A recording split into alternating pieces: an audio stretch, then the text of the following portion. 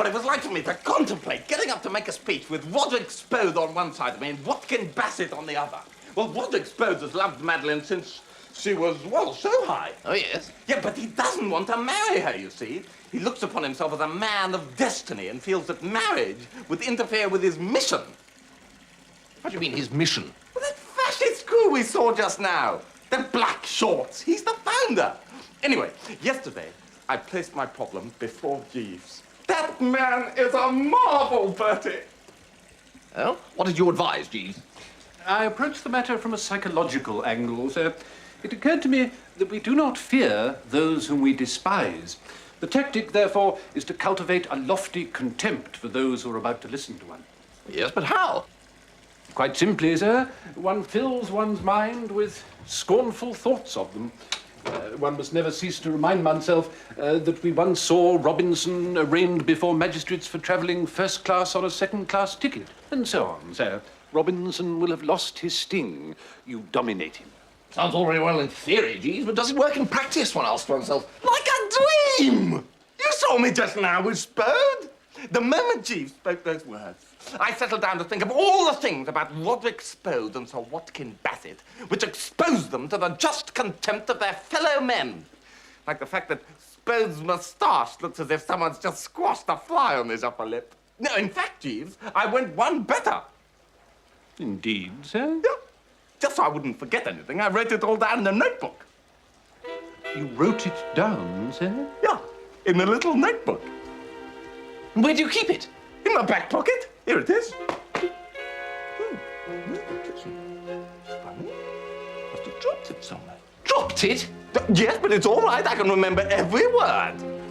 Oh, good stuff, is it? Oh, the best. Good, good. No chance of Spode or Bassett being bored when they read it. No, I...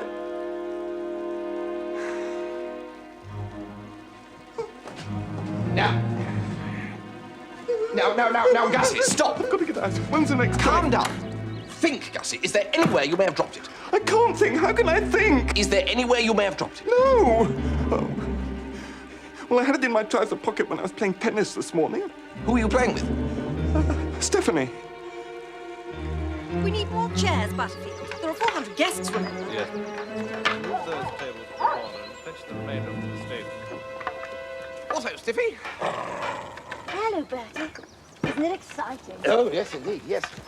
Stiffy, have you by any chance got a small leather-covered notebook that Gussie might have dropped this morning? The one full of the excellent character studies of Roderick Spode and my guardian? That's it, yeah? Yes, I've got it. Oh, you have? Gosh, what a relief. Well, I'll sort of take it, as it were, if you don't mind. What do you want it for? Well, I want it because Gussie might easily lose it again, and then it might fall into the hands of your uncle, in which event he would certainly kick the stuffing out of the Gussie-Madeline wedding arrangements. And then Madeline might, well, get ideas once again about marrying yours truly. You know, Bertie, I'm sure your man Jeeves could think of some way of getting Uncle Watkin to approve of Harold. Well, of course, one wishes you all the luck in the world and all that in that department, but I don't quite see what... And then I could give you back the notebook. Stiffy, are you trying to blackmail me? Yes.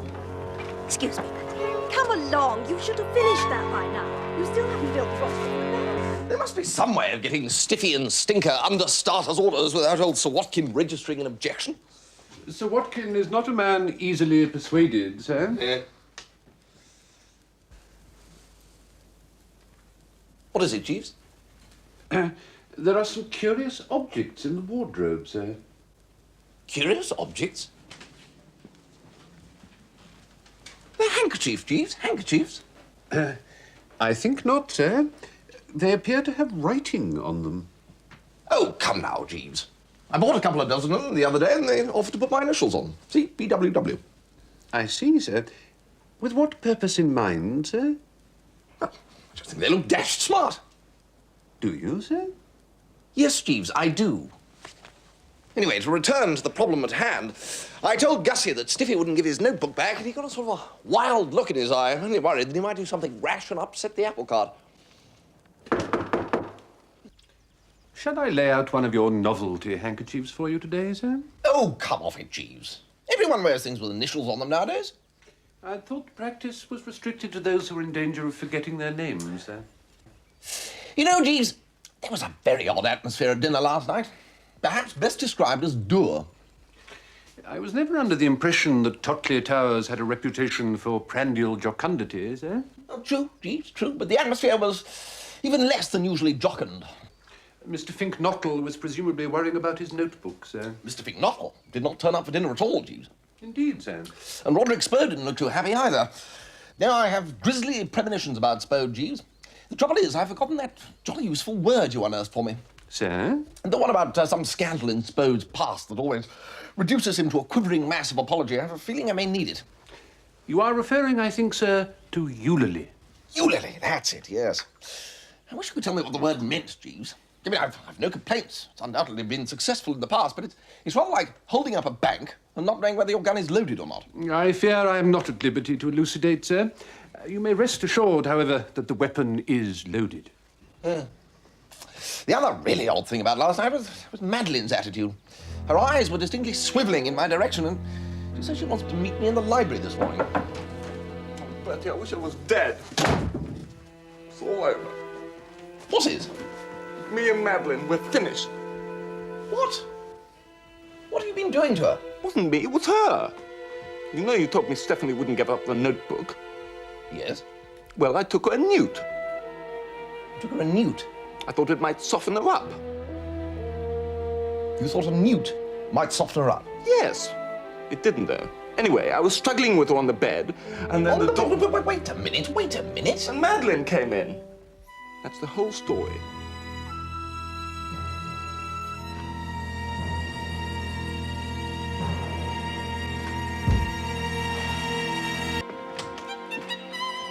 Jeeves? Oh, goodness, you're here.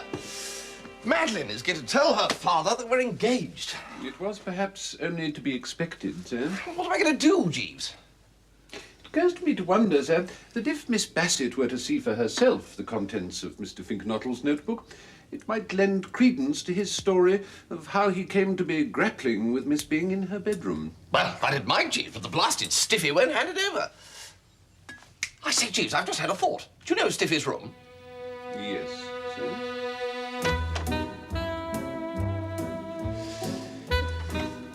Right, Jeeves, you take the wardrobe. I'll deal with the chest of drawers.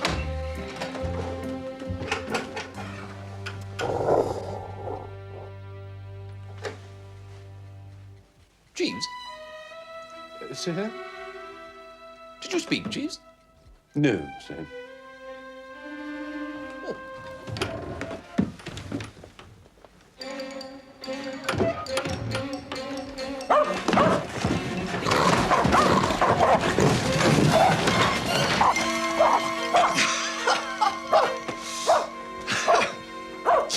Well, surely not frightened of a tiny little dog, Jeeves. If I may be so bold as to contradict you, sir, the creature seems to me to be above average in muscular development. I would also draw your attention to the number and size of the teeth.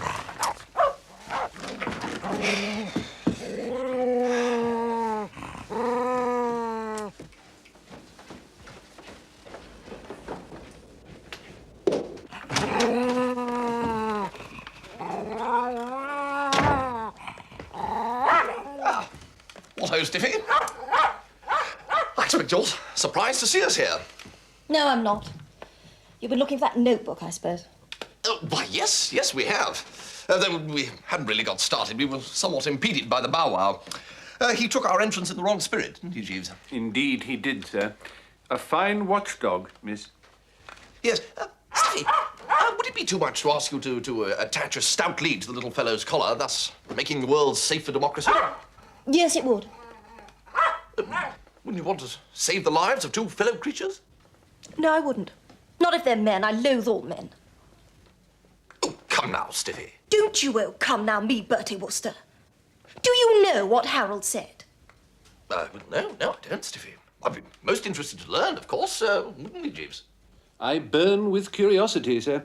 I feel, however, that I could give the matter livelier attention were I not perched on this wardrobe. Oh, very well.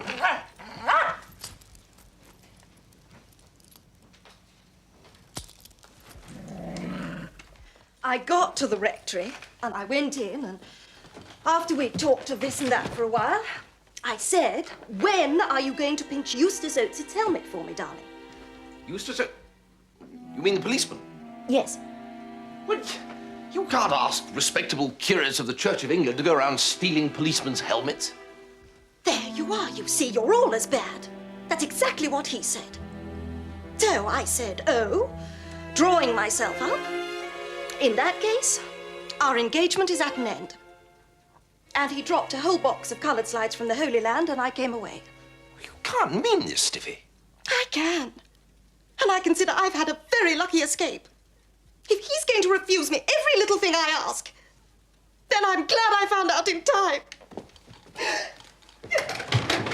Well, this is too bad, Stiffy. The heart bleeds, eh, Jeeves? Distinctly, sir. Well, one can only hope that the time, the great healer, will eventually rally around and stitch up the wound. In the meantime, under the circs, I think we'd better just take the notebook and toddle off, Stiffy. Oh, don't talk to me about notebooks now. Oh, how can you be so heartless? Oh, I wish I were dead. Then you'd be sorry then, wouldn't you?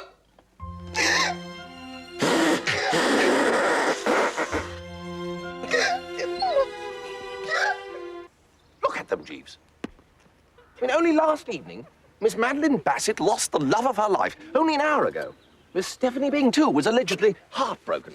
And now look at them. I mean, are these the actions of rational human beings, Jeeves? It's difficult to say, sir. I mean, is it for this that we dragged ourselves from the primeval ooze to stir up the emotions of simple, honest citizens to the point of frenzy, and then go around playing tennis and giggling? It's an interesting question, sir. I say, Stiffy. Oh, hello, Bertie. Well, I must say, you appear to have recovered your spirits in a rather remarkable manner. One tries to keep cheerful, you know. Oh, does one? Does one indeed? Well, in that case, Stiffy, I'll trouble you cheerfully to disgorge Gussie's notebook without any more back chat. Oh, hard, jolly hard. Oh, hard, jolly hard are you, young Stiffy, with knobs on. And hard, jolly hard to you with double knobs on. If I might be permitted to suggest a course of action, sir? What do you mean, you found a formula, Jeeves?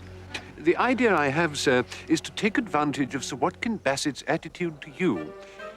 Sir Watkin does not like you, sir.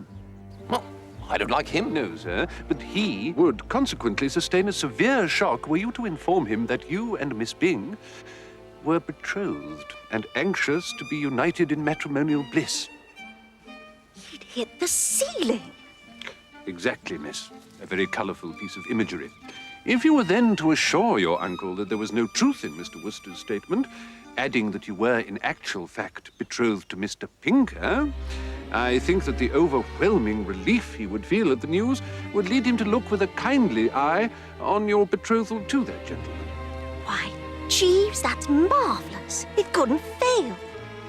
If I said the chap I really wanted to marry was the boy who cleans the boots, he'd fold me in his arms and promise to come and dance at my wedding after being threatened with Bertie.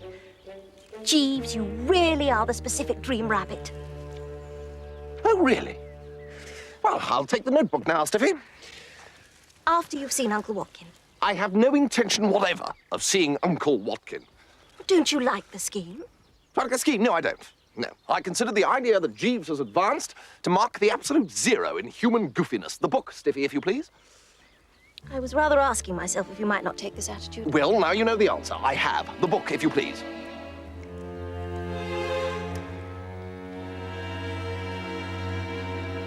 Now, if it wasn't for the awful threat of lifelong union to Stiffy Bing, Jeeves, I should be quite looking forward to this thrash. An unlooked-for betrothal often casts a pall, sir. Oh, Bertie! Bertie, it's all off again. What is? The marriage, of course. Well, I didn't know it was on. I'm rather losing track of your vagaries, Gussie. Didn't you show Madeline the notebook?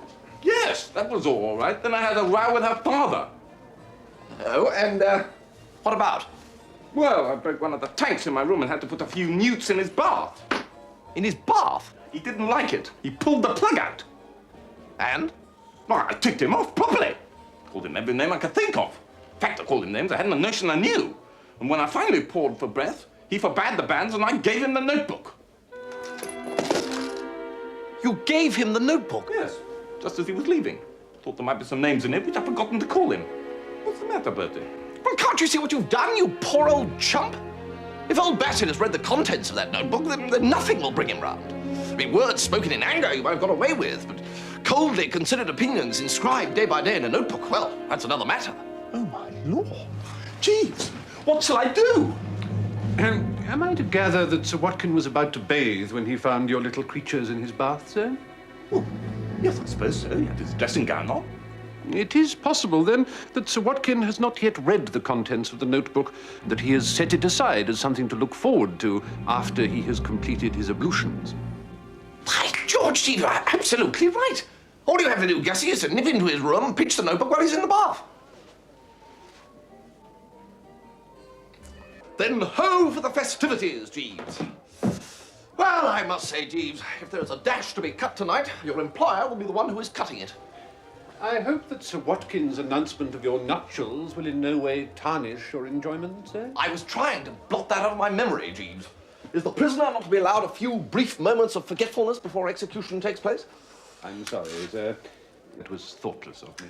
No matter, Jeeves. We Worcesters are known for our insouciance in the face of fearful odds. My cigarette case, if you please. Oh, the lighter, if it's there. Is something amiss, Jeeves? Sir? You appear to be preoccupied. Yes, sir. I have discovered that there is a policeman's helmet concealed in our wardrobe.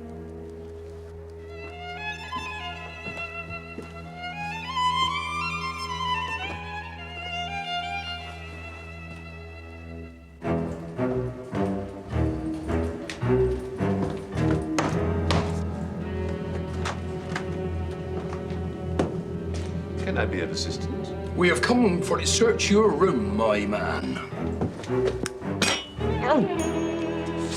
Ah! What ho, Sir Watkin?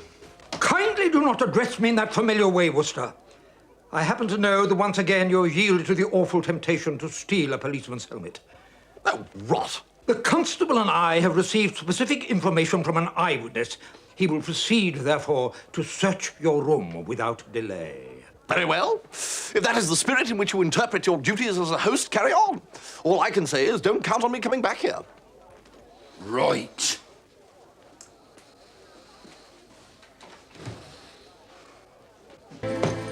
He's got it somewhere, Sir Watkin, sir. I swear. It appears I owe you an apology, Mr. Worcester. Sir W. Bassett, you never spoke a true word. I came here at your house as a guest, in good faith, and I have been subjected to intolerable abuse. My goods and chattels have been violated. Is this the way you welcome guests in Gloucestershire? I mean, is this the treatment to which free-born, right-thinking Englishmen are to be subjected? No, I say. Now, since time immemorial, it has been truly said that Britons never, never, never shall be slaves. And yet, my friends, today innocent Britons may be invited to seemingly respectable country houses for the weekend and used most vilely.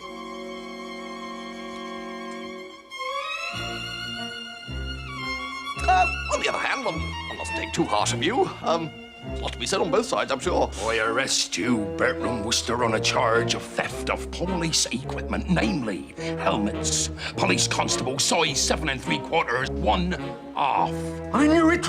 I knew it! Didn't I say? And to think I was about to announce his engagement to the ward. You blackguard! Steady. You, Roderick? Silly thing to do. I see that now. It was an uncontrollable impulse. I yielded. You yielded, Roderick? I did it once at Oxford, too. Good God above. I know. I was going to keep quiet about it, but Worcester's man tells me that you've got the idea that Worcester did it, so of course I had to come and tell you. I'll go back to London, I think. Perhaps it would be best in the circumstances. You really again, Jeeves? Indeed, sir. Yeah, dashed useful word, that. There isn't anyone else I could use it on, is there? I regret not, sir.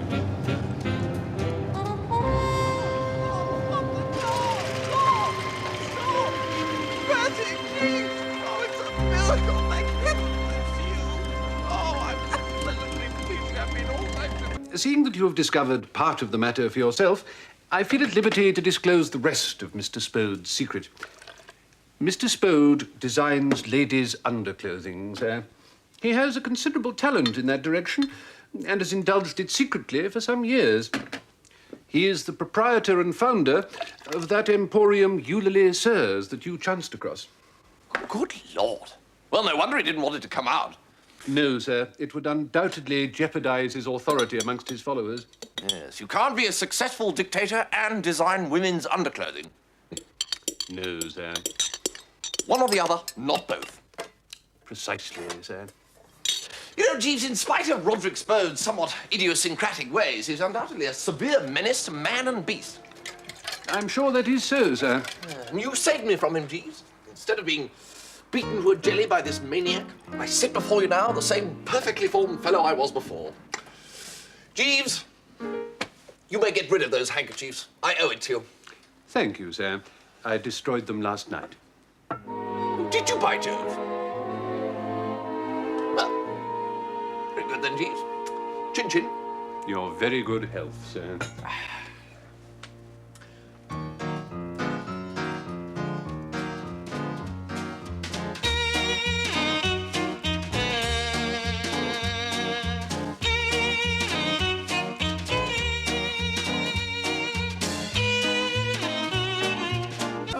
Ah, Jeeves. Glad to see you here. You're just the sort of person we need in the movement. The working masses. I hesitate to contradict you, Mr. Spode, but the working masses and I have barely a nodding acquaintanceship. Good afternoon. Certain people with dogs